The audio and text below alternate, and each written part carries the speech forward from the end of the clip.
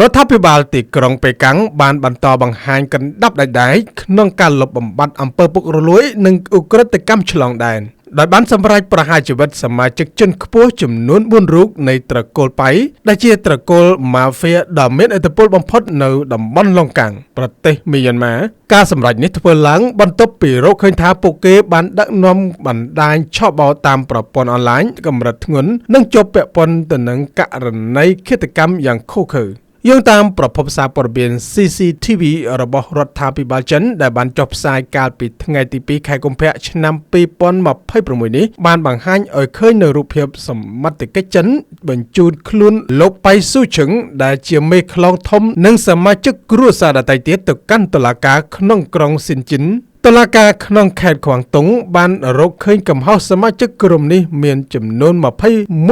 ពាក់ព័ន្ធបទឆបោកឃាតកម្មបង្ករបួសស្នាមនិងឧក្រិដ្ឋកម្មជាច្រើនទៀតនៅក្នុងសារក្រមដែលបានប្រកាសកាលពីខែវិច្ឆិកាឆ្នាំ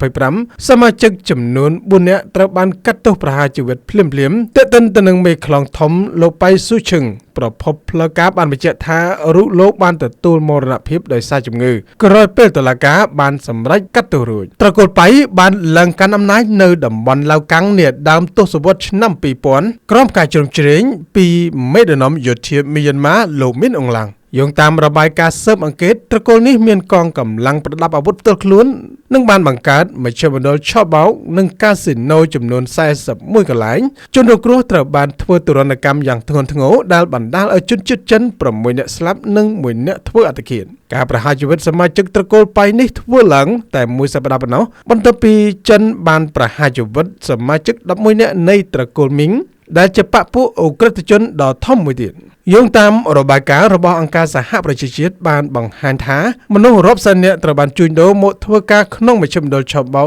នៅអាស៊ីអាគ្នេយ៍ដែលបណ្ដាលឲ្យបាត់បង់ប្រាក់រាប់ពាន់លានដុល្លារសហរដ្ឋអាមេរិកជារៀងរាល់ឆ្នាំចិនបានសម្រេចចាត់គាំទ្រក្រុមឧទាមជនជាតិភាគតិចក្នុងប្រទេសមីយ៉ាន់ម៉ាកាលពីឆ្នាំ2023ដើម្បីវាយកម្ទេចអាណាចក្រម៉ាហ្វីយ៉ាទាំងនេះដែលជាចំណុចរបត់ថ្មីនៃសង្គ្រាមស៊ីវិលនៅមីយ៉ាន់ម៉ានៅក្នុងឯកសារស៊ើបអង្កេតតំណាងតុលាការចិនបានសង្កត់ធ្ងន់ថារដ្ឋាភិបាលចិននឹងមិនអត់ឱនជាដាច់ខាតចំពោះបុគ្គលឬក្រុមណាក៏ដោយដែលធ្វើបាបពលរដ្ឋចិនទោះបីពួកគេស្ថិតនៅក្រៅដែនដីក៏ដោយការលុបបំបាត់ត្រកូលអ ுக ្រិតជនទាំងនេះគឺជាសារព្រមានទៅកាន់ក្រុម scammer ផ្សេងទៀតខ្ញុំមុនីវ័នពី RT News